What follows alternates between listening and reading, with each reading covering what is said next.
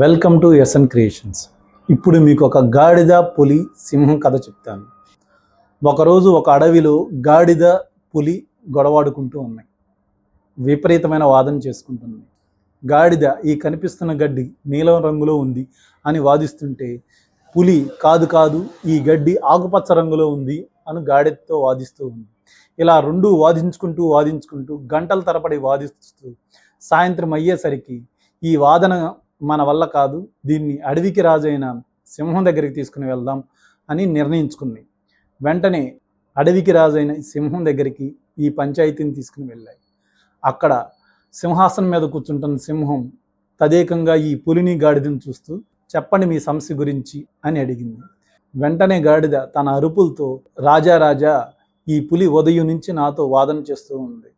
ఈ కనిపిస్తున్న ఈ గడ్డి నీలం రంగులో ఉంది కదా అని నేను చెప్తుంటే, కాదు ఆకుపచ్చ రంగులో ఉంది అంటూ ఉదయం నుంచి నాతో వాదన చేస్తాను. ఈ పిచ్చి పులికి మీరైనా చెప్పండి, ఈ గడ్డి నీలం రంగులో ఉంది కదా అని సింహానికి తన సమస్యని చెప్పింది. సమస్య అర్థం చేసుకున్న సింహం వెంటనే ఇలా చెప్పింది, నువ్వు చెప్పింది నిజమే, ఈ గడ్డి నిజంగానే నీలం రంగులో ఉంది అంటూ సింహం కూడా సమాధానం ఇచ్చింది.